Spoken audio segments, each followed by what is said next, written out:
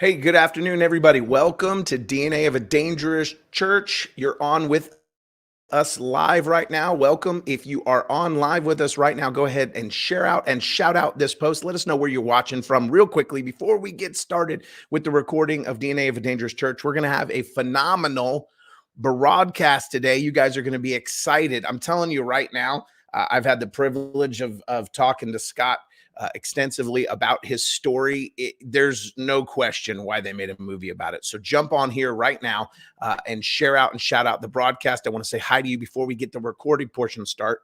And guys, if you're new to DNA of a Dangerous Church, this is a charisma podcast. It's a podcast that we do for Charisma Magazine.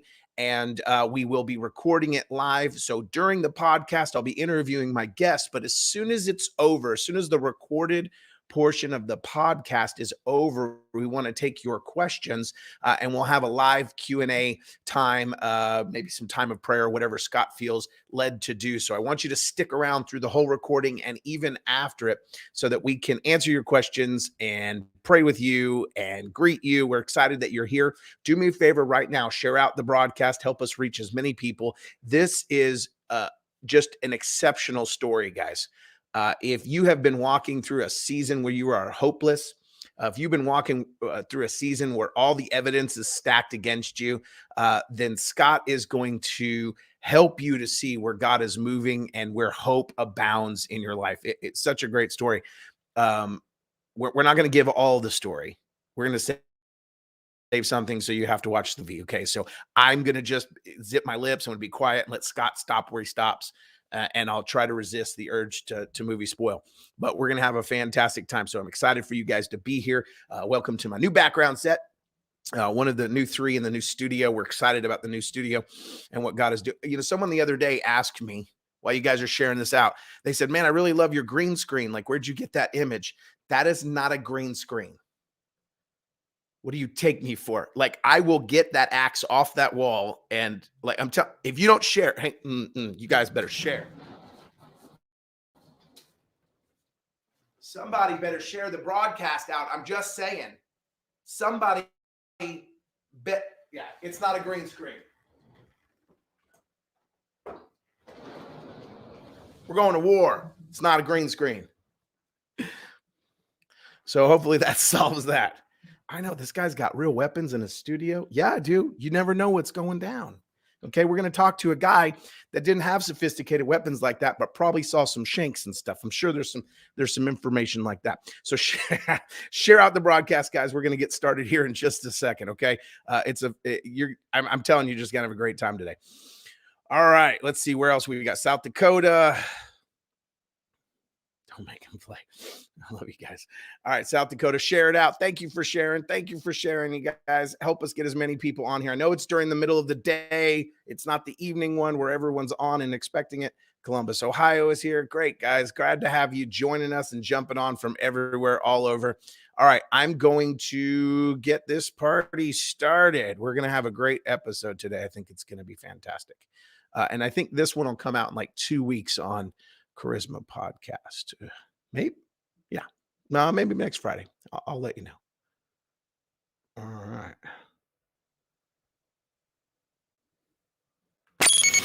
Welcome to DNA of a Dangerous Church.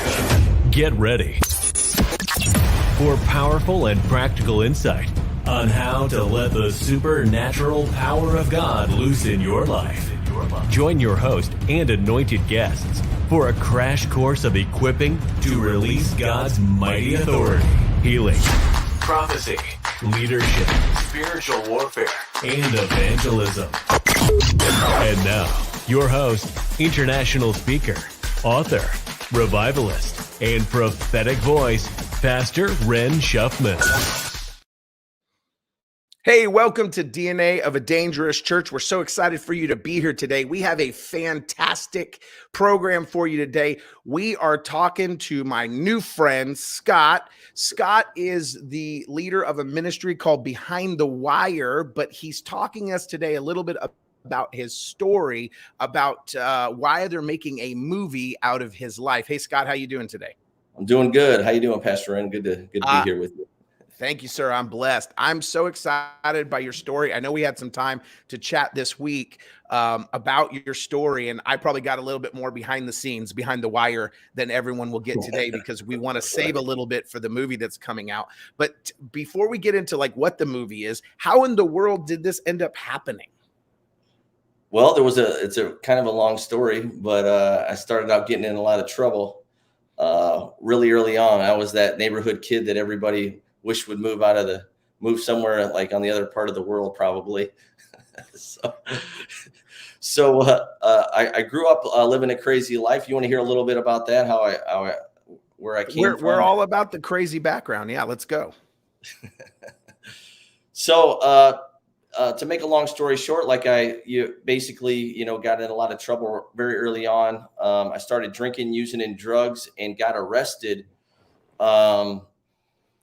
All in the same year when I was 12 years old. Was that a coincidence? I'm not sure. Right. So, drinking, drugs, arrests all happened together. So, I started on that path. I was that guy that was on a regular customer in the juvenile detention center. But back then, I was first name basis basically. So I was in that revolving cycle. And a part of what I like to say is, when you're young and you're having that first drink, you're having that first drug, the kids are like, we're just having a good time. But what they really don't realize is they're stepping behind the wire of an invisible prison, a spiritual prison. They don't know that at the time. I didn't know that. I was getting locked up with that first drink and that first drug, and I didn't even realize it, and then it just, once I stepped behind that wire, I became a prisoner, and then I began to get into the system, literally going behind razor wire fences as a juvenile. And, back then, if I had a picture, if I had a side by side, it would trip you out. But they wouldn't call me Scott when I'd come in there. They'd say, hey, Ralphie's back, because I look like the kid from the Christmas Story. I've seen that picture. He's not lying. Could have been a stunt double. So then here I am. I'm in this cycle. I'm in and out of the juvenile detention centers. Then I graduate to juvenile prisons. And by the time I was 17, the juvenile system was tired of me, and they waived me to adult court for a misdemeanor. I got like a PI or some public intox. Ended up getting waived to adult court. Was in jail for the first time at 17. By the time I was 18, I was in adult prison for the first time. And here I am, just in that cycle. I was the guy that everybody knows, that this guy that I was always in longer than I was out. And I'd get out and I'd get into trouble quickly.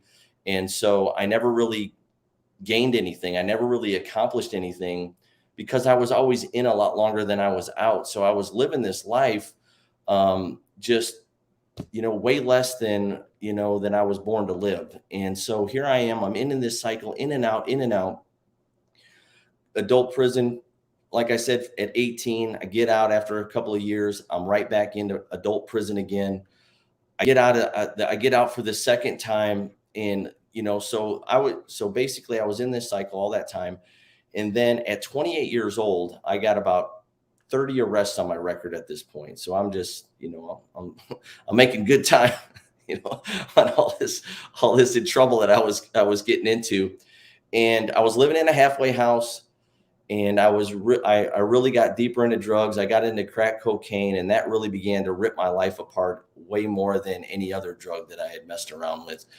And I was living in a halfway house. I was dating a girl. She got pregnant, and she invited me. We were going to go out to see a movie. So here I go to this movie, but I go to a horror movie.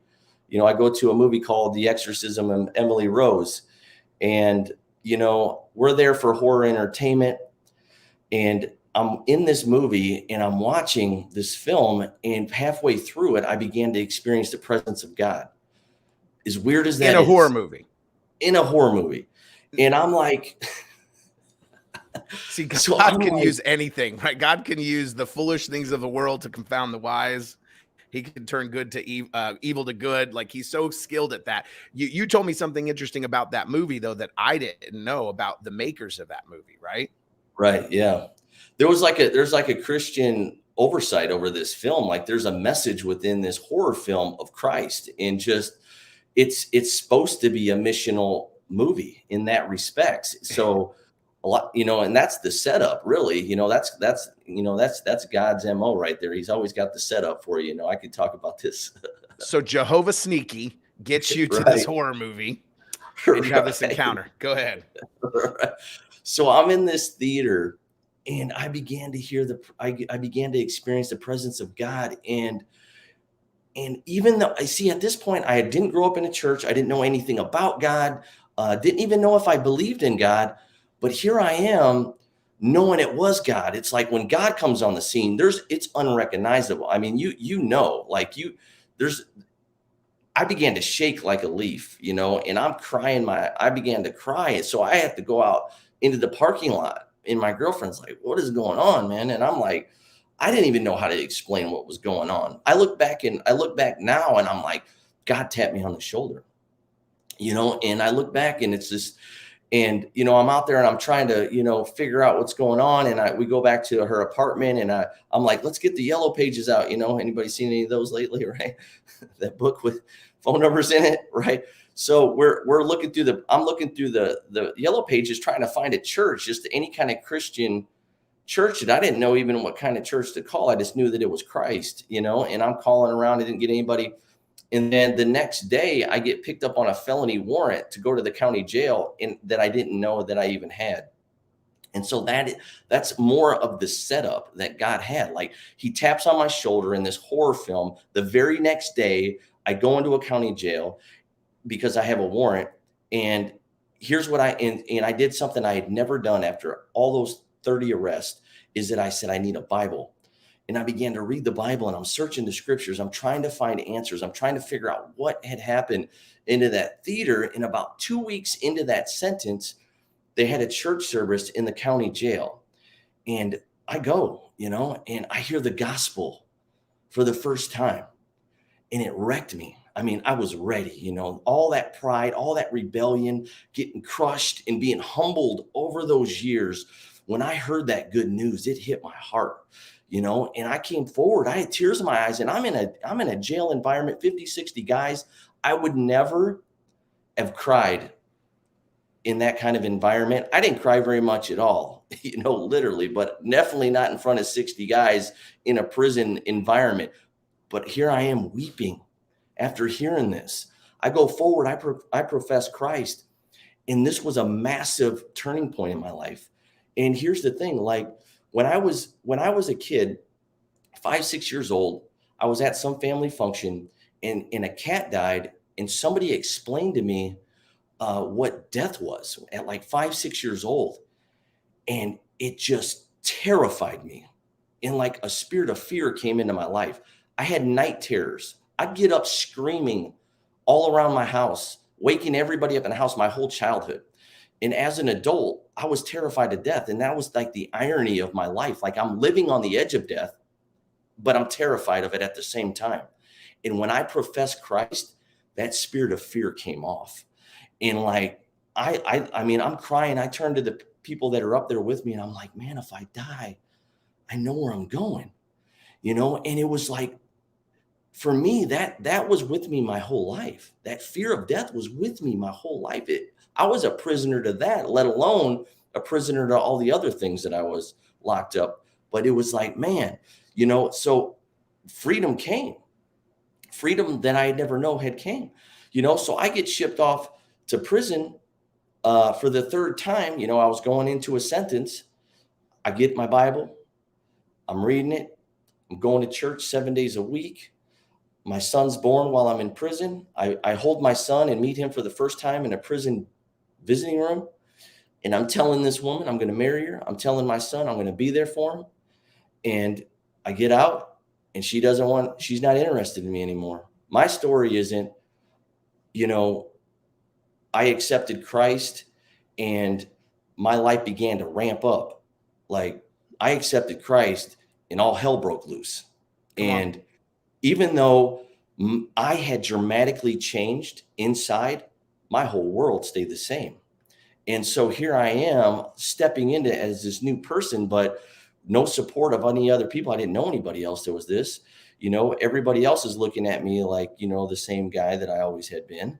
But on the inside, something had happened. God had done something very powerful Well, and what I like to say, I get out of prison, she leaves, I try to do what's right, you know, and here I am.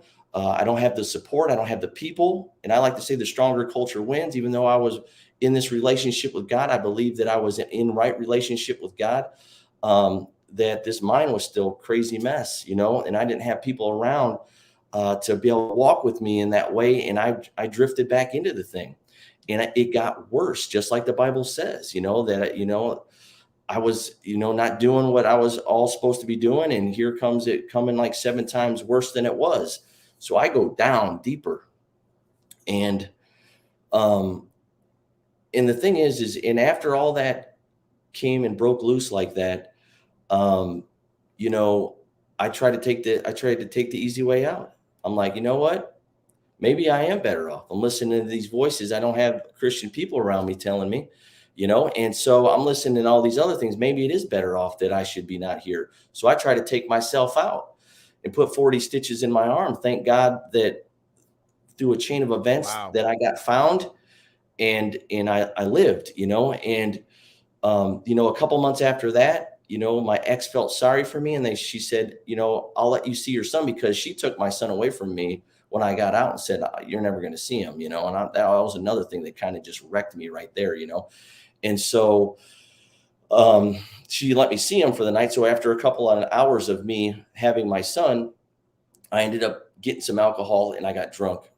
And after I got drunk, I drove out to a crack house. I locked my son in the car, went into a crack house. He's 1.5 years old at this time. So this is, and I'm in a relationship with God. Something had powerfully happened, but my mind was still a nightmare. And, and I drive to him. I drive out there, lock him in the car in the dark, in a bad neighborhood, in the middle of the night, drunk. I'm in there getting crack, smoking it. I come out. He's terrified. He climbed out of his baby seat. He's in the front seat crying alone in the dark. And, and you'd think that would have woke me up, snapped me out of it. Well, I got in the car. I couldn't put him back in the baby seat because he was too afraid. He was terrified. So I'm holding him and I'm driving the car drunk with him in one hand and in the other hand smoking crack. That's how screwed up I was. And so I left my cell phone there somehow. Wasn't an accident. Okay. At this crack house. So my son's mother calls my phone trying to see how things are going. Somebody answers the phone and tells them.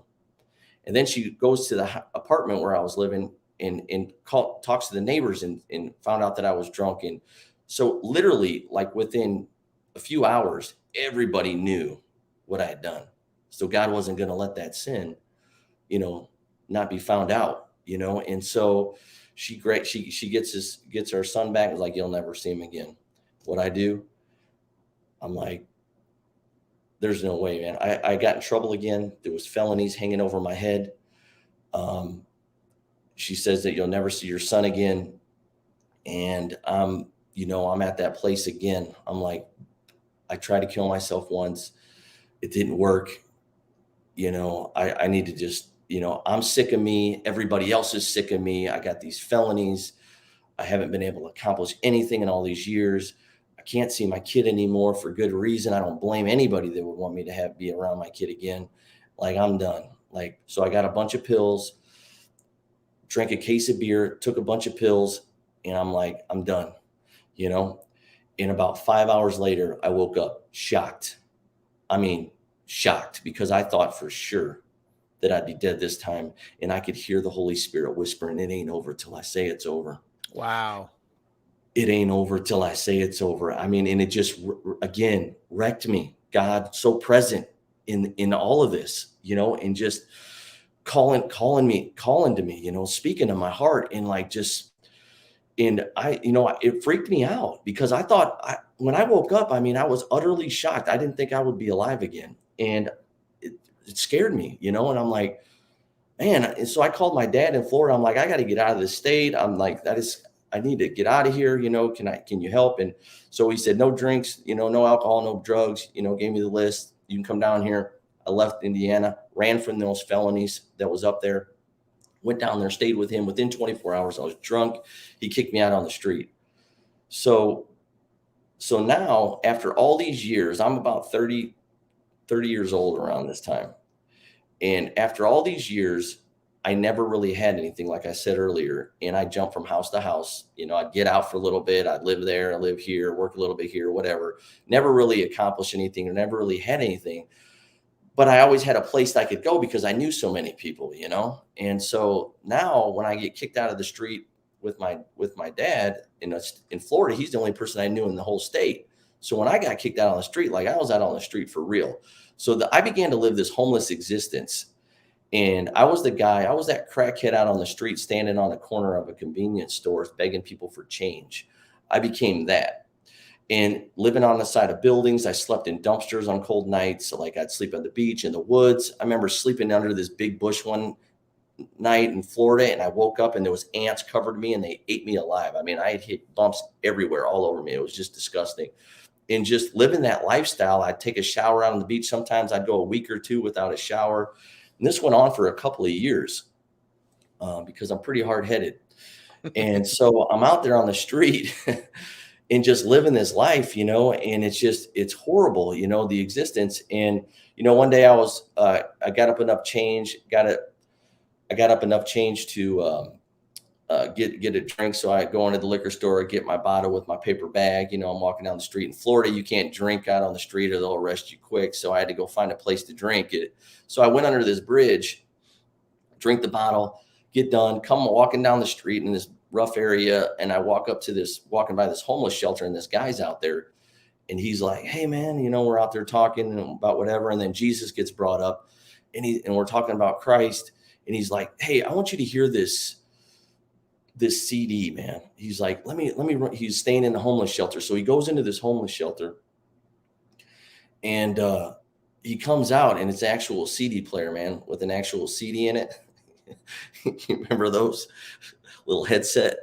So I put this headset on it, and I start to listen, and it's a CD it's a preacher, and he's talking about potential, and he's talking about calling, and he's talking about how that there's so many people in the world that have this high calling on their life and they don't even know it. They're just living a random life with no rhyme or no reason, no target for their life.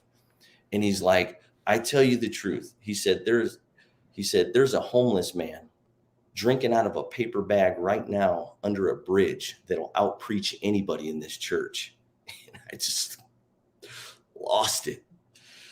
And it's just God again, so present in my filthy existence, saying identity, my son, purpose, so much greater than this. Where you are, I love you. This is not who you are. You are my son, that I have a calling, that I have a purpose. And it just wrecked me. I'm just out there weeping with this guy, some homeless guy, like just God's reaching out to me, speaking identity when I'm living in the mud. I ended up getting an arrest and everything while I was down in Florida, and I ended up running from there. I mean, that really shook me up. And I hitchhiked 2,000 miles to Arizona. And, when people's like, "Oh, it's a little raining, I don't think I'm going to go to church," man. I'm like, you better get committed or something, man. I walked like 2,000 miles somewhere. But anyway, I'll talk about that in a little while. But, you got, I'll tell you, you live outside. I'm a senior pastor. You could say that to people. Somebody needs to hear that. I'll get to that a little bit, but I'll tell you, living out on the street will change you. The things that used to bother you won't still bother you anymore. And it really toughened me up in a lot of different ways. But, living out there, I ended up hitchhiking 2,000 miles, and I was just making my way there, panhandling from gas station to gas station and getting ride from gas station to gas station, truck stops, and just trying to make my way, sleeping outside. And, I ended up crawling into a dumpster. I think it was in Alabama one night when it was really cold out, and I climbed up in that dumpster, and I was laying in the dumpster trying to be warm over the night. And I was just laying in there crying, just thinking about, how did I get here, man? How did I get to this place? And just so sad about my life, and just wanting to quit and just wanting to die. It had been days since I've ate anything, and I'm just done, again, I'm just asking to God, I just want to die. I just don't want to live like this anymore. I just can't take it. and, I'm laying there all through the night and I hear these footsteps coming towards the dumpster. So I take this garbage and I put it over me because I don't want to freak somebody out. They open the dumpster if they're coming to the dumpster and some guy's laying in there, So I put this garbage over me, and I hear something going to the garbage can, and then I hear the footsteps going away. And then when they went away, I crawled up out of the garbage and I looked, and it was a cardboard box. And I didn't realize this when I crawled into the garbage can, that it was behind a gas station. And because it was late and I was just out of it, and I looked in the box, and it was full of gas station food from the night that they were throwing away from the hot food, like pizza pockets, French fries, potato wedges. And like at that point in my life, that was like my favorite food. All right. My wife will say it still is. No, it's not. It's not. That's true. But there I am in there, ready to die. This food comes into I'm praying to God, kill me. And here it is. This food lands, this whole box of just hot, good food. And part of my story is God loves me so much that he sent room service to a dumpster, man. That he sent room service to a dumpster, that he loves me that much that he would get that to me. You know what? And here he is again. God is there, so present in my filthy mess, just loving me, saying, I got more for you, that I'm here with you. I hate that you're going through this, but I love you, and it's just, and that all these things just kept happening over, and just God just coming into just loving me even through that, even when I'm fighting and doing this. And I ended up getting to Arizona. I'm homeless out there for a while. And after a few years of this, I just get so exhausted. I call a family member and ask if they'd give me a train ticket to come back to Indiana, that I had felonies that I had ran from back a few years ago. So they get me a ticket, and I come back to Indiana to turn myself in. And then, I had to go hang out with some friends and have a few drinks before I turn myself in. Right.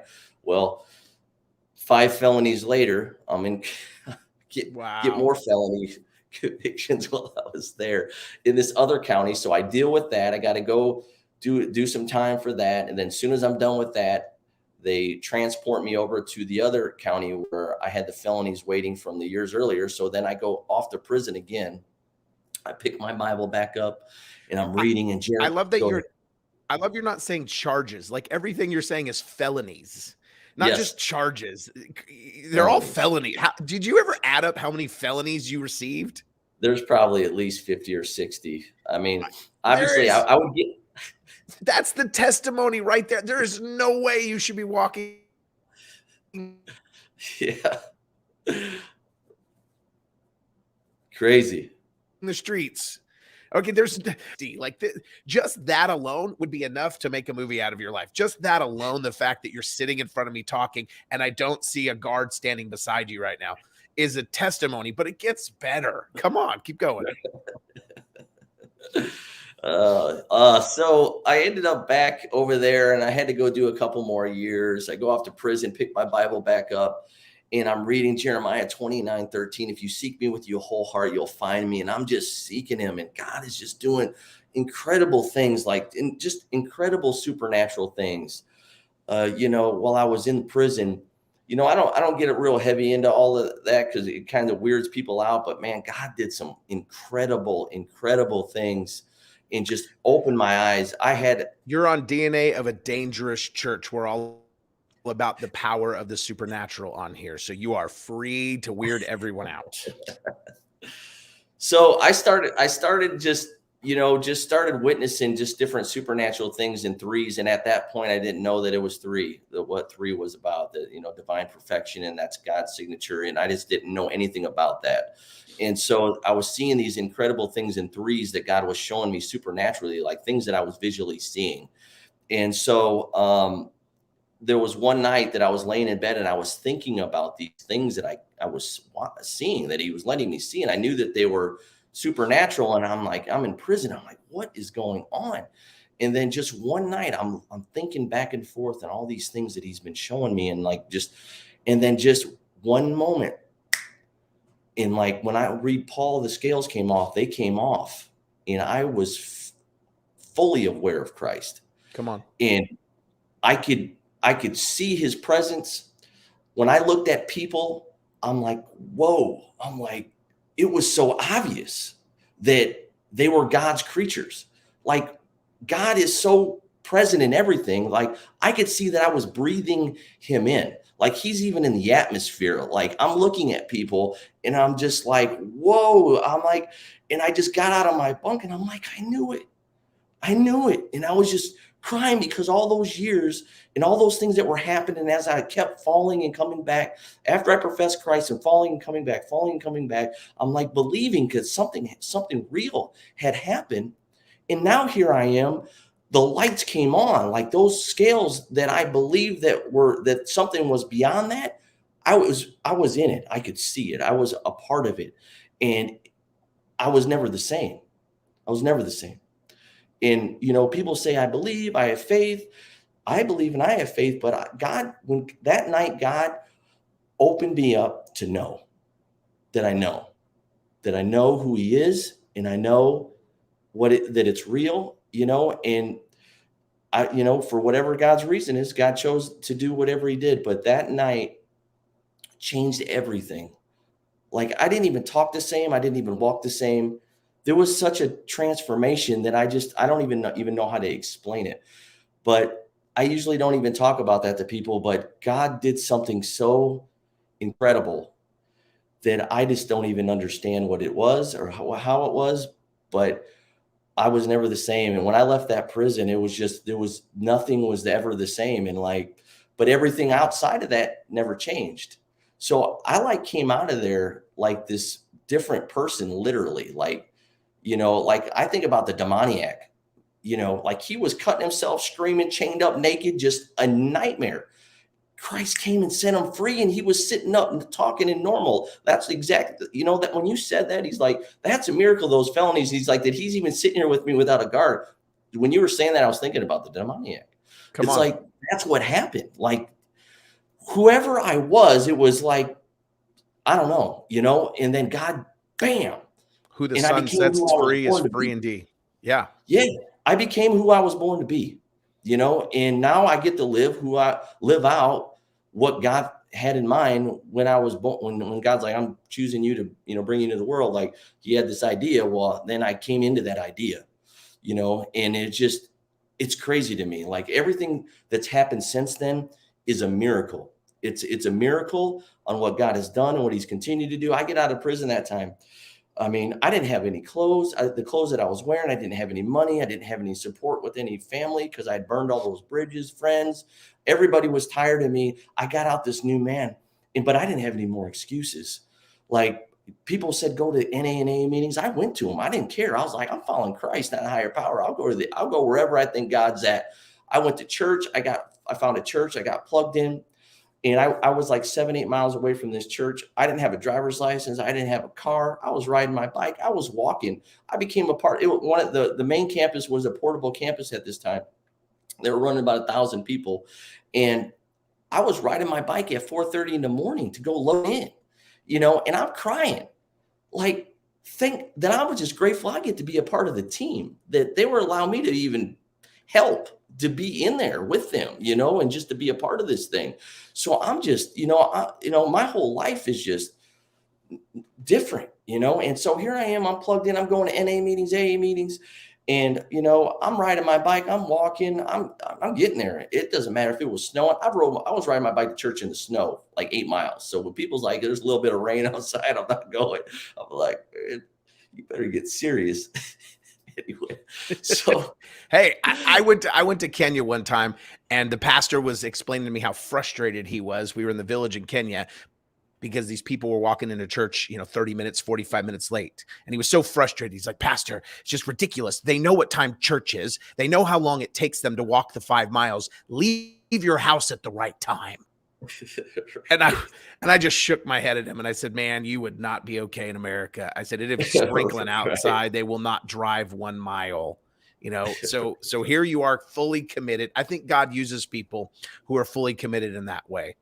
Just real quick, in case you're just tuning in right now, I just want you to know we're talking to Scott Heiberger, and we are talking to him about his ministry Behind the Wire. He wrote a book called Behind the Wire that has now been turned into a real life movie. In case I didn't show that to you guys, Joey Lawerence is playing you in the movie, and it's got Michael W. Smith, Pardoned by Grace, and we're talking to him about the real life story. So this is the real guy right here, better looking than Joey Lawerence. That's what I said earlier. But we could do a side-by-side comparison if we need to confirm that. But the real life story of him, there he is with Joey Lawerence, if you're watching us. And we want you to watch this movie when it comes out. But we're talking to him about his ministry and his life story. Behind the Wire is his ministry. All right, keep going. So tell me what happens. You're out, you're going to church, you're chasing after it. Yeah, everything's changing. I'm just going for it, and God puts these people around me. I've done burned the bridges, everybody that ever knew me. So here God's setting up a whole new set of people, and that's a big part of what I'm into today. I'll get to that, but that's what I really believe in, because people like me just they burn every bridge. They hurt all the people that know them the most. They hurt them the most, right? And so when people get serious about wanting to change their life, they're usually going to need a new set of people. They're going to need some other Christian people that's going to come around them and really help them get that start up. And then family and friends will start coming around later after they see some consistency. Well, so I'm just at everything. I'm at every church service. I'm going to NA meetings, AA meetings. They're like, go to 90 meetings in 90 days. I went to 200 meetings in 180 days. I was just after it. I was so crazy about doing all the wrong things, and God made me that way to do things, the right things. I'll get some stuff done, Come on. My wife says I got one speed, but so it's just, I'm just really, going after it, getting involved everywhere that I can. And, I ended up sitting down with the pastor. I ended up sitting down with the senior pastor after about 2 months of being in the church. And I just felt a conviction, I needed to tell him who I was, because I wasn't talking about my past to anybody. I was just serving. I'm like, put me in, coach. I'll sweep the floors. I'll clean toilets. I'll mop. I'm like, I'm a good mopper, man. No, I didn't say that I learned a lot of how to mop in prison, but anyway, wasn't in there trying to tell everybody, my past. I just kept my mouth shut, my head down, and I just wanted to be involved, and I just was so grateful for that. And I ended up meeting with the senior pastor about 2 months into me serving. And I just wanted to tell him who I was. And I sat down really nervous and scared, and I wasn't used to being welcome for a good reason, So I began to tell him, and then he just said, I already knew. He's like, people already said. And, I don't know why every time I tell this, it makes me gets me. But he's like, of course you're welcome here, and for the normal person, big deal. For me, you're welcome here. That was massive. I heard about your life, and it's okay. You're welcome, and so I just continued to just get involved. And after about a year, I applied to be on their internship. And at this point, they've really doubled. They're probably about a 2,000 person church. It's really growing like crazy. And it's just a really, they're just doing a big work in this area. And I applied for their internship, and their internship was a really big deal. It was a really, a heavy vetting process, and so I applied for that. And then in the meantime, while I applied for that, I get into a Bible study, and I'm sitting there in a Bible study, and this woman across the table from me, I end up meeting. Her name is Danielle. She ends up becoming my wife. We just celebrated 8 years back in October of marriage. And, that's always a testimony itself, that I didn't have to go here or there, or go down the street or the bar, or, to go look around. I just followed God with my whole heart, and I ran right into her face to face, right on the other side of the table in a Bible study, and so we're in this Bible study for, a couple of weeks, and we go on this missions, this outreach into the inner city of Chicago. We're out there for 8 hours, and I get to talk to her, kind of one-on-one for the first time. We're just in a Bible study class, the whole time. And then, I go 8 hours without sharing anything about jail or prison or drugs or alcohol. Miraculously. so So I felt guilty at the end of the day after we left, and I didn't tell her really anything about me. And that was my whole resume at that point in time. So I don't know how I skirted around all of that, not telling her anything about anything.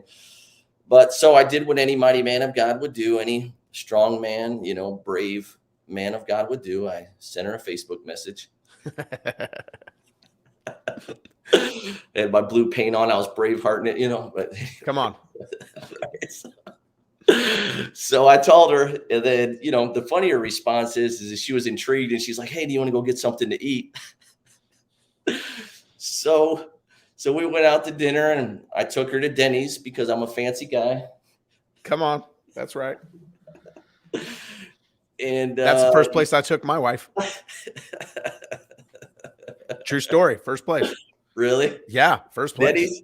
Yeah. Denny's. Yeah. Denny's was the first place. Someone tried to stab me at Denny's because I was taking her. Yeah. Yeah. See, I got my own hardcore stories. Okay. Yeah. All right, cool. Keep going. So Denny's. All right. So now we know it's going to work out because it worked out for me. It's got to work. Right. Guys, find a Denny's. It's worked out for both of us. Full proof, man. Full proof. You really want to sweep a woman off her feet, take her to Denny's. You guys thought that you were supposed to go somewhere else. Just Denny's. So every year on our anniversary, we always go to Denny's because we don't want to forget where God brought us from, right? So we go to Denny's every year. And, we hit it off together immediately. We started doing ministry together. We started doing small groups together while we were dating. And we just really knew within a month I proposed. She said yes. A couple months after that, we were married. You told her about your past before that, right? Yes. We're in a month. So I'm just making okay. All right. The whole thing. Okay. All right. So now you're doing ministry. Yeah. So we go through premarital counseling for a couple of months and all that to make sure, so everybody knew what we're doing. And so we did it. And then we ended up getting married and we started just serving together, doing ministry together. I got accepted into the internship program. In that first year, we applied to get into a first prison, and it was like one of those Hail Mary passes, let's see what happens. And God miraculously opens a door to go into a prison. Like I was completely stunned. Like the prison got my application. They're like, whoa, and they're like, man, you got a long record. So the director called me from like human resources, and we're on the phone talking, and, she's going through a 30-page rap sheet with me. And she gets halfway through reading it and she's like, man, my back's starting to hurt. And I'm like, think about my back. I lived those pages, think about me. And so we get through this whole process, right? I'm like, so what is your place in this thing? And she's like, I go through the application with you and your record and all this. And she's like, and then I make an evaluation and I give it to the warden. Then the warden will make a decision. He'll send it off to the volunteer director, and the volunteer director will get a hold of you within a couple of weeks. That's what she said. I said, okay, get off the phone with her. 10 minutes later, that lady's calling me back. She's calling me back and she's like, Scott, she's like, I told you this, that, and the other, that, I send it off to this there. And I never call anybody back, from my evaluations of their volunteers. And she's like, but I wanted to tell you that the warden has already approved you and you're coming into this prison. I mean, mic drop. Wow. I mean, over the years, this is so evident of how in control God is of opening closed doors, just that I've experienced in my own life, is that we'll have people with a misdemeanor or 2 or 1 or barely anything. They don't get to come in. Here I am with a 30-page rap sheet. Felony upon felony upon felony. And God is like, boom, opens his door and we're in there. We just start doing it. I mean, we got this class going. We have a service going. We're just expanding. We go to another prison, then another prison, and then the county jail, and then another prison. And then we're in like 10 prisons, like God's just blowing this thing up. And through the process, I graduate from the first year of the internship. Then I graduate from the second year of the internship. And then I'm a part of the leadership staff. Then I become a licensed pastor. And we're just in like a dozen prisons, and we're just reaching thousands of prisoners at this point, all around the state of Indiana. And God is just doing incredible, incredible things. It's like unimaginable, the doors that God's opening and all that he's doing. but it didn't come, all that came with a lot of painful things that I was going through and dealing with, having to deal with a lot of past things that were popping up. We all reap what we sow. So no matter if we're full steam ahead from God, things are going to start cropping up, and they were coming up, different things throughout the years. Like, my mom ends up getting cancer. I lead her to Christ. So I got to lead my mom to Christ. She Amen. passes away. I got to be there with her while she passed away. She got to see her son whole, and well, and just, like that demoniac, like sitting up and well, my mother got to see that, and I know that she's on the other side waiting for me as well, So it's a beautiful thing that God did with that, but it was a painful process to go through that. And I try to get back in my son's life, and I found out, I get an attorney, find out that he got adopted. His mother got married. I wasn't on the birth certificate because I was in prison when he was born. So he signed for him. So when I try to get custody, I find out that he's adopted, and the judge said that you're dead in the water. There's nothing that can be done, and that just crushed me. And right about this time, we're applying to get in a juvenile prison that I had lived in like 25 years earlier. And they were all excited. They heard about all the work that we were doing, and they wanted us to come into the into the juvenile prison. And then they do a background check, and a felony warrant pops up. Oof. From like nearly 10 years ago in Florida. And I'm like, oh my goodness, and then here I am. So I'm a licensed pastor. We're working at a thriving church. God is doing incredible things all around the state of Indiana. My wife and I are living a dream. We're just, all these hard things are still happening. You higher you go in leadership, the more responsibility, the more pain, the more struggles, all those things are happening. And so all that's happening, and the influence that God has given us is just incredible. And then, now I'm red flagged, and I can't go in any jails or prisons now. So you built this giant prison ministry where right.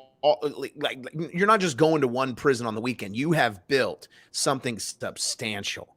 Right. And now all of a sudden it's taken away from you because the devil wants to remind you of your past. Right. Wow. And we got all these volunteers. We have dozens of volunteers that are serving in all these different capacities that we've trained up over the years. And then they're leading these different things. And God's just doing this incredible thing. And we're just so blessed. And then here I am. When I get this news, I'm like, whoa, and I'm trying to find out, like, what am I looking at? And I find out it's 4 felonies. And in Florida, and I found out that I was looking at 20 years because I had ran and they were felonies. And I had an ankle monitor and I cut it off. I was on house arrest, and I try to put all, in the back of my mind, I'm thinking about it, but I'm hoping that it would just disappear somehow, right? Doesn't work that way. So I find out that this came up over all these years, which it never did before, So in the back of my mind, way back in there's always this kind of fear, like something's going to happen, but God has just blessed us exceedingly abundantly, more than we could ever ask or hope for, right? And we're living this thing. And I'm like, I find out it's a 20-year sentence hanging over my head. And they wouldn't offer a plea agreement unless I come down there. And they wouldn't even talk a deal.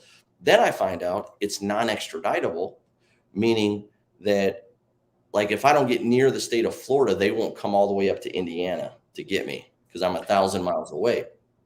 So you can just simply live out the rest of your days in peace with your wife, living the good life, on leadership at church. Mm-hmm. As long as you just don't go to Florida to vacation. So no Disneyland for you. Right. And you can just stay there and live out your life, but you can't go into the prisons anymore. Is that right? Right. Exactly.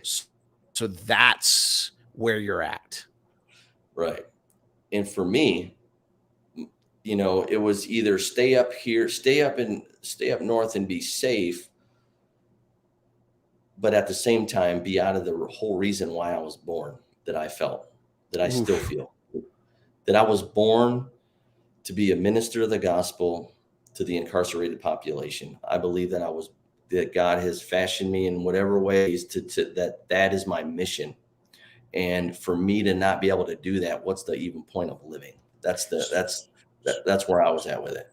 So you're having to choose between safety and identity. Some Exactly. people on here right now that are listening are in that place where as they start to step forward and they finally start to become who they're called to be, the enemy crops back up and tries to derail them from their destiny. And he always offers safety. I found one thing about who God is when it comes to identity and purpose.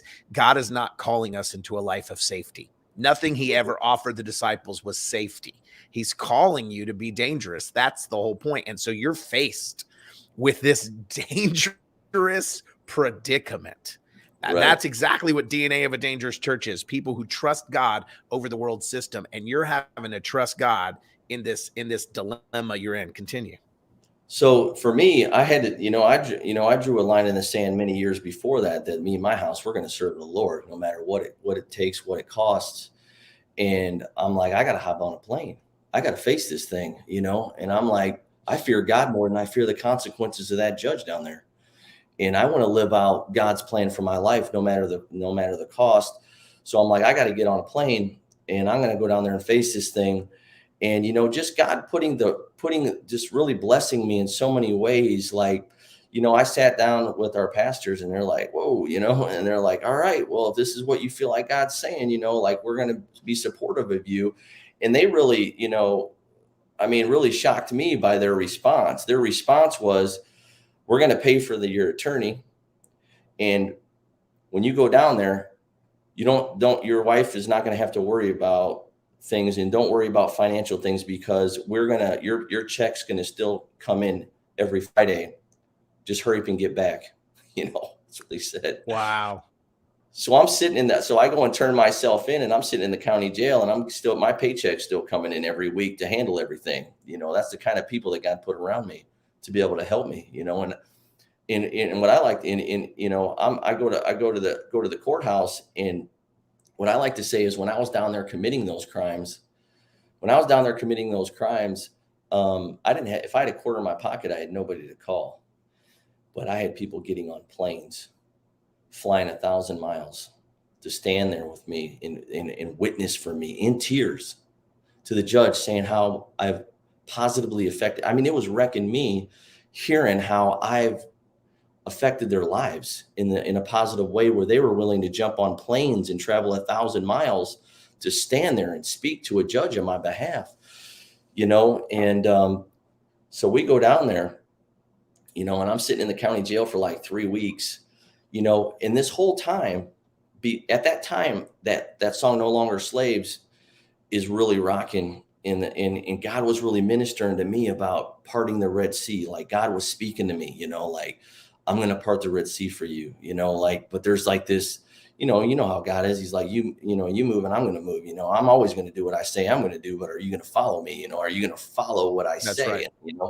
So I'm following what I believe God's telling me, they're telling me, the court is telling me, you got 20 years hanging over your head. You're not even going to come down here until you get a plea agreement. And, we're not, and then I find out, I get down there was no plea agreement. And then, so I'm just sitting in there, and I'm starting to get nervous, man. I'm like in there for 2 weeks, and how your flesh is. They're like, hey, did God really say, So, and I started kind of freaking out a little bit, but I'm like, what? I knew that God was telling me that this is what I needed to do. And no matter what, it was going to be all right, whether I go into prison for 20 years or not. If I'm going to be the missionary, my wife's, just like, you got to do what God's telling you to do, And so thank God for a godly wife that loves God more than me, because she's right there saying, like, you got to do what God's telling you to do. And I'm going to be there, so we're in this thing together. Well, we get down there and there's no plea agreement. And then there a plea agreement for a couple of years comes on the table with the prosecutor, and the judge denies it. He's like, nope. He's like, the only thing I'm going to take is an open 20.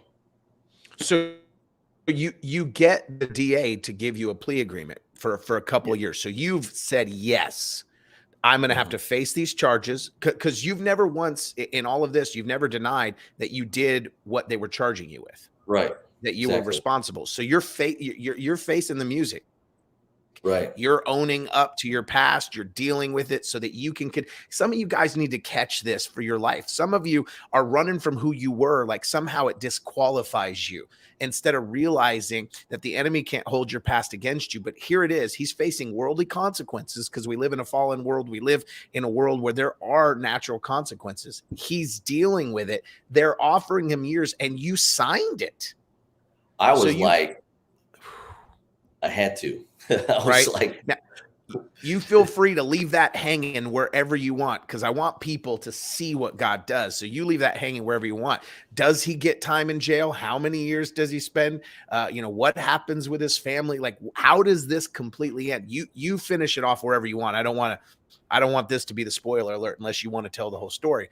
But just the commitment to say, I'm going to do what I need to do to make sure that I get to live out my identity, even if I have to put my life on hold so that I can finish my race in the lane I was called to. You guys get that? Like you could have just coasted out your life and continued to be an inspiration in another. Well, I guess I'll live my life for Jesus in another capacity.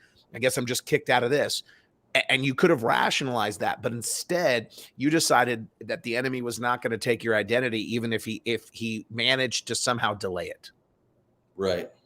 Yeah. There was no turning back. When I said yes, there was just no turning back. And I had to face this. I had people saying, man, you're crazy, to go down there, because Florida, a lot of people, when they think of Florida, they're like, it's the Sunshine State and we go to vacate there and this, that, and the other. But people that know the state of Florida know that their judicial system is tough. Like, it's like, people know Texas is hardcore. Well, Florida's just like that. Florida does not play. They got laws where you get a couple of felonies, like they got 3 strikes, you're out. Like you're in for forever. It's called natural life. They don't even have parole in Florida. So if you get locked up, you're doing your whole sentence. Like, they don't have programming to get time cuts. Like, all the stuff that a lot of different states have, Florida doesn't have any of that.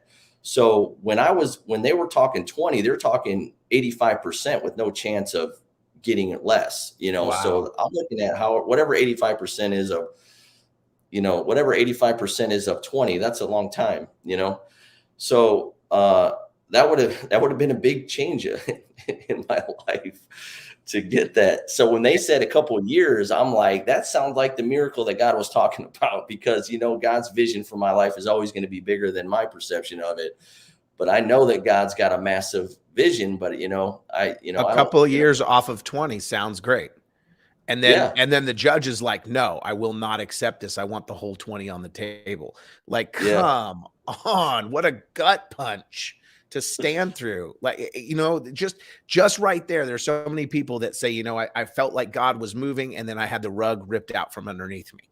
They had something like that, where they had a compromise that seemed like it was going, even as you're saying this, I'm thinking about this new church building that we just took over, and we're dealing with the insurance company and the roof, and are we going to get them to approve it? Are we not? Which is not even anywhere near what you're going through. But I'm thinking about even just my own small battles that I'm fighting, that I'm going through, and thinking about those small, they denied it.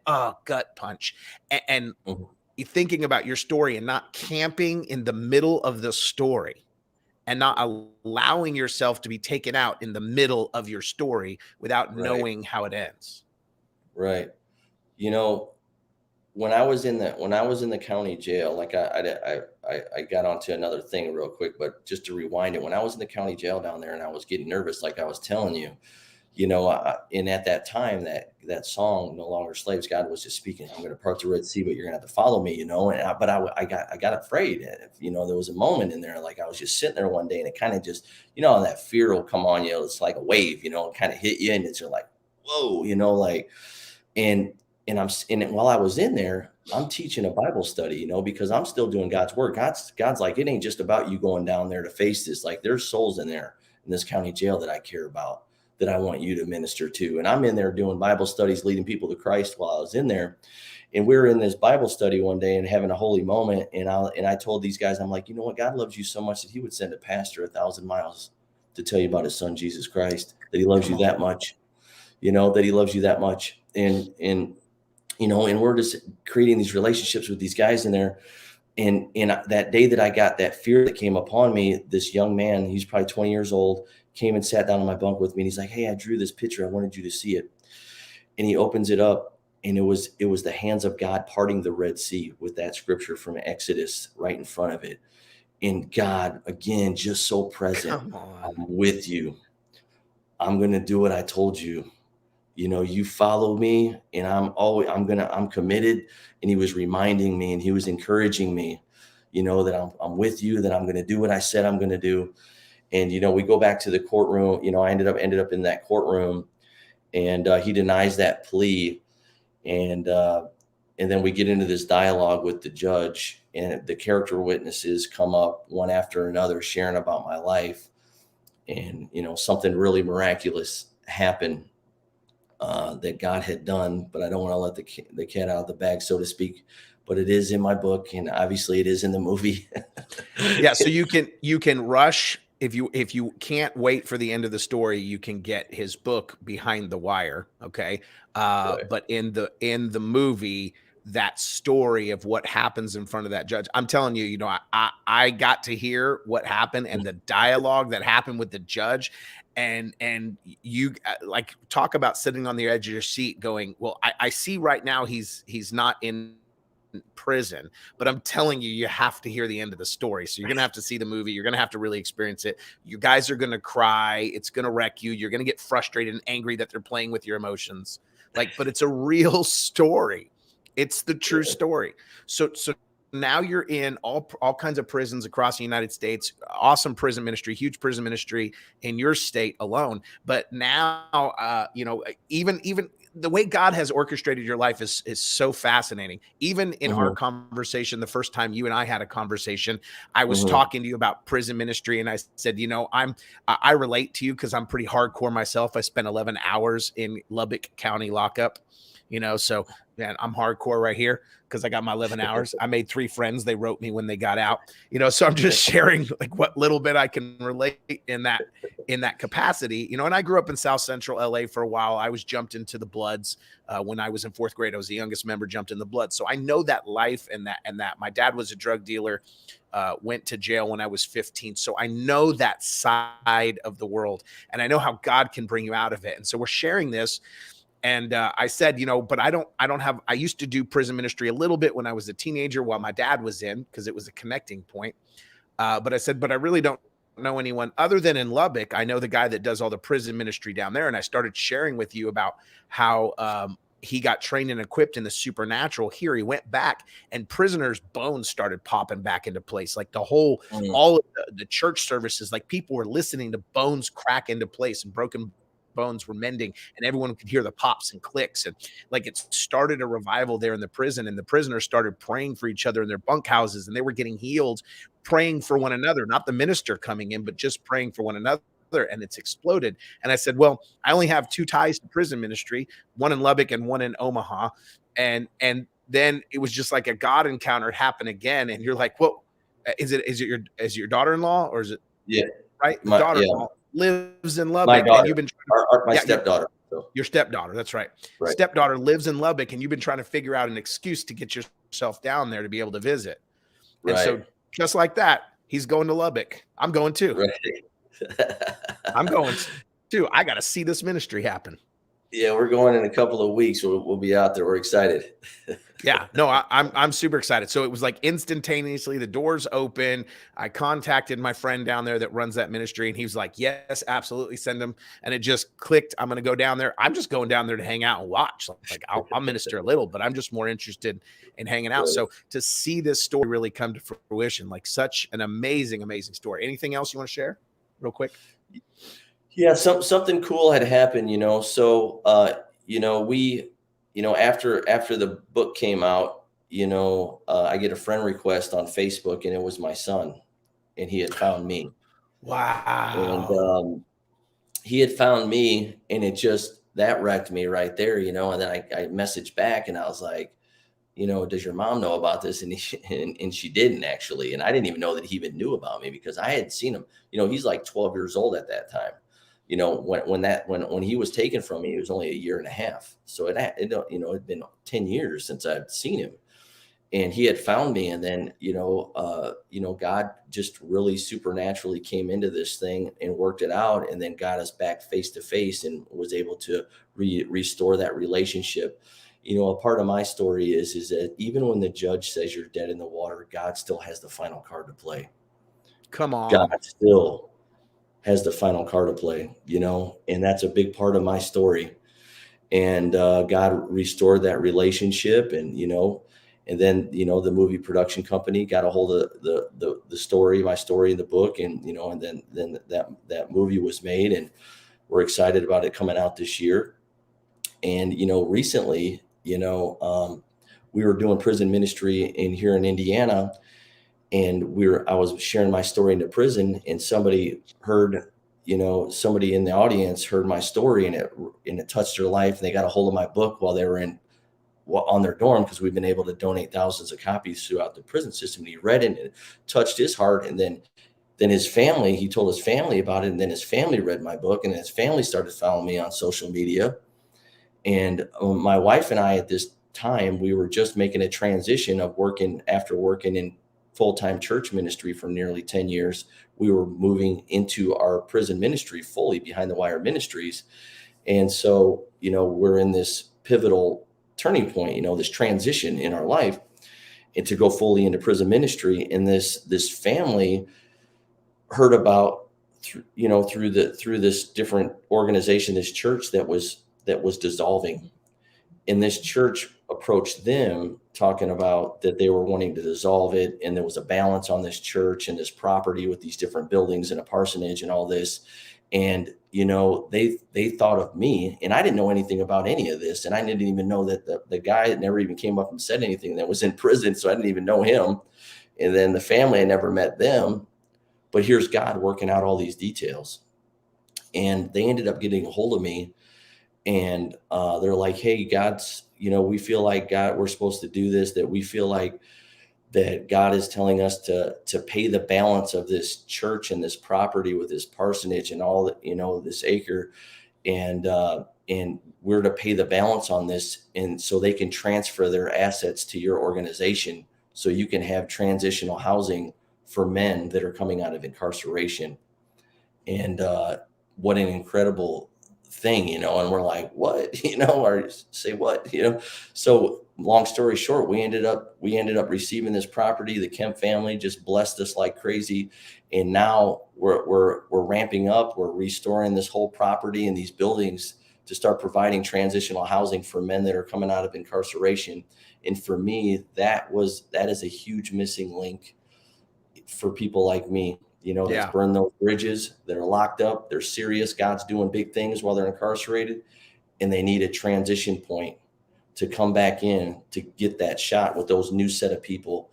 And so we're able to start moving in that direction now. We're really blessed and really excited about that. So just more things. God even opened up the door where we're able to do a video podcast to the whole Indiana Department of Corrections. So every week, my wife and I do a video podcast where they stream it in through the Department of Corrections, and they all have tablets. They're issued a tablet.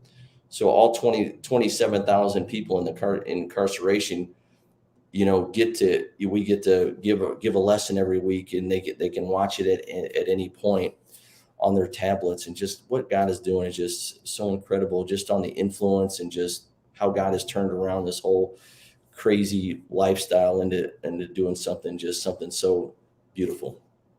Amen. That's so good. We're going to take a few questions and stuff right after the broadcast. Thank you guys for tuning in to DNA of a Dangerous Church. Remember, we're talking to Scott Highberger, and you can grab his book here, Behind the Wire. Grab it on Amazon or everywhere that it's around if you want to hear the whole story. But remember, this is going to be a movie released later this year, Pardoned by Grace. His real life story his character is played by Joey Lawerence, and your pastor is Michael W. Smith in this movie. Michael W. Smith and Joey Lawerence. So guys, this is going to be phenomenal. Don't miss this movie. Grab the book. I am excited for you guys to see the finale and the conclusion and the final scene of what God does in the courtroom. It will move you, and it's inspirational. And guess what? It's really true, because there's the guy. You can see him right there. And thank you guys for tuning in. If you want to be able to be a part of the extra stuff that happens on DNA of a Dangerous Church, then make sure you're actually watching us live, or watching us on YouTube or Facebook, or anywhere that we go live. Thank you guys for listening to today's podcast. And remember, if nobody has told you, I love you, God loves you. Shalom. Thank you for listening to DNA of a Dangerous Church. Be sure to subscribe to the show on charismapodcastnetwork.com or iTunes, Spotify, Google, or anywhere you listen to podcasts. Follow Pastor Ren Schuffman on social media and join our mailing list for exclusive bonus training content at www.ffc.church/dangerous.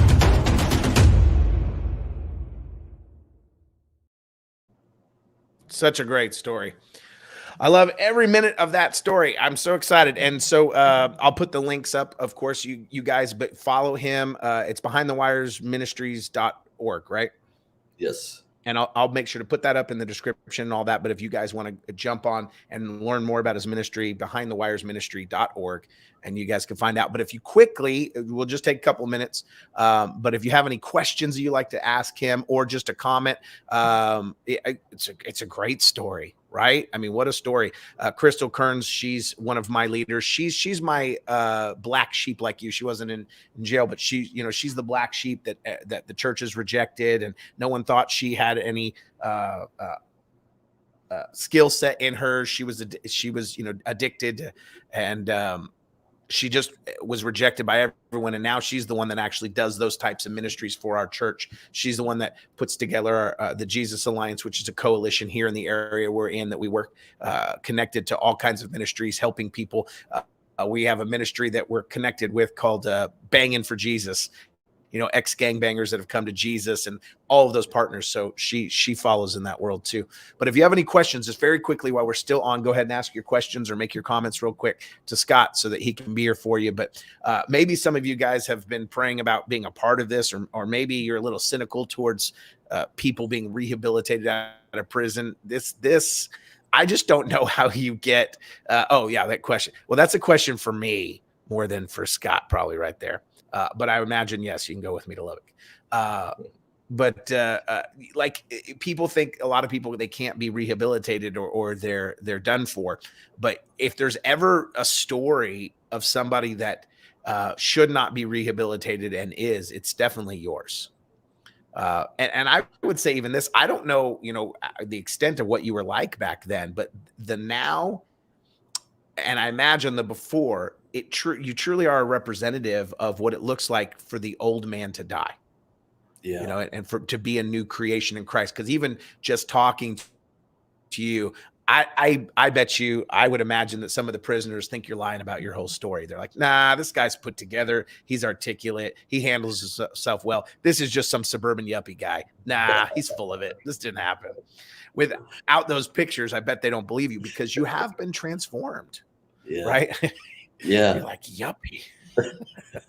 It's right. Yeah, you don't have like 6 tattoos on your face, that you got while you're in. It's like a secret weapon. That's what I say. It's like, I still got the baby face somehow. I don't know how that happened, but anyway, so I feel like, probably on the inside, I'm all sleeved out and everything, but for whatever reason, I just never got tattoos, even though they do a good job in prisons. But I just always worry, like, I don't know if I'm going to get some tattoos, I'm not going to get them in prison, like with all the stuff that they do to make it. And just, there's a whole process that I don't know. I just never did it, but I did about 15, it was a good choice. 15 years, 15 years total, in prison. So I had plenty of opportunities to get some work done. But. So while I was in Lubbock, I make the joke, 3 people wrote me when I got out and made friends. They really did. I was only in there for 11 hours, and it was eventually dismissed. It was a mistake. But one of the guys that was in there, that was sitting there with me, he had done body modification while he was in prison. He had something implanted in some places that you shouldn't, Oh, and it was yeah. infected, and he was waiting to see the No. doctor. And I'm like, oh, why would you do this? What were you thinking? And literally we're just meeting him, and I've never, I'm a pastor. I've never been to jail. I've never been to prison, and here I am sitting in there, and I don't know all the rules. I don't know if you're supposed to actually ask people what you in for. I don't know that you're allowed to do that. And I Yeah, picked the really. biggest guy beside me to ask, and we end up hitting it off and making friends. He's a professional football player, and he got in trouble for partying a little too hard and got behind. He forgot to pay his fines at camp.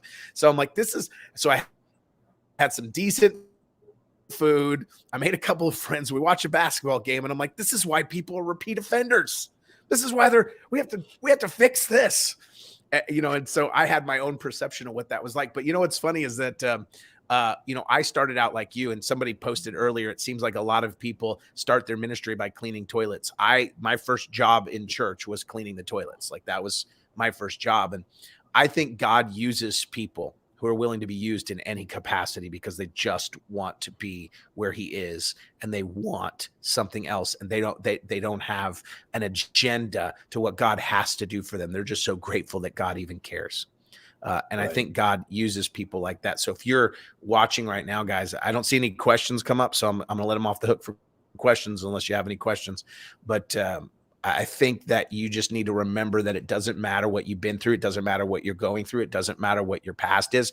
Stop allowing the enemy to steal your destiny, because you're letting him disqualify you because of your past.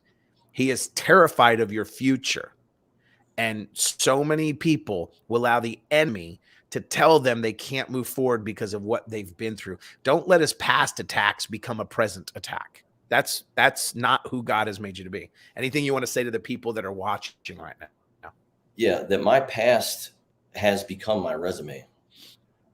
My past is what God uses to help, everything that I do. When I come into a prison and I come into a jail, that's the credibility to them.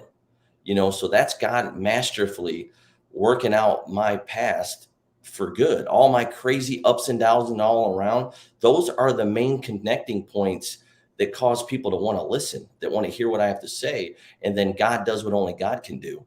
So, anybody that's watching that's like, man, my past, I did this, I did that, and you're trying to logic out, how God's going to work that out. And you know what? God's outside of your perception, doing his best work. Right outside of your limitations, God's doing his best work in your life. And like, God will masterfully use the worst circumstances that you've been through for good in some way, some shape, some form. And you don't need to know. God will open it up when it's ready and when it's time. Our job is just to keep following God. And like, I've said before, God has the scariest places I feel like that I've been into in my life is following God. Okay. Because he'll lead you in some crazy things. And what I like to say, if God's vision for your life doesn't terrify you, then you haven't got God's vision for your life yet. Come on. He will lead you into, like you said, some dangerous places. But if you're in God's will, there's no safer place to be. Whether you live or whether you die, whether you live or whether you die, when you're in God's will, you're in no safer place, no better place to be. And so God will work it around for good, no matter what you've been through. Quit trying to put your head around how he could do it. He can do it. That's who he is. And like I said, my crazy, ridiculous record, living like an animal, has become my resume that God uses all around the country for his glory, for his goodness. And people are just coming forward nonstop because of what God's doing through it, and I'm just blessed to be a part of the mission that he's given me, Amen. Well, we're so excited that you're doing it, man. What a story. I love it. I hope that gives you guys some hope. Remember, hope deferred makes the heart sick. So hopefully that added some hope to your life, that no matter where you are, like suddenly some of you guys are like, man, I need to stop whining. Like I've got no story to tell like that. Like, it's a story. So, right. Why won't anybody make a story about my life? Well, when you have a story that's literally trash to treasure, where you are in a dumpster and you are trash to treasure. You know, if you want to go that far to get yourself a movie, I'm just recommending that you move forward into what God has called you to do. God here, and some of you are of the opinion of this. It's real simple. I'm scared to move forward because what God has given me is not my sized, it's God's sized. If it doesn't scare you, it's probably not God for you.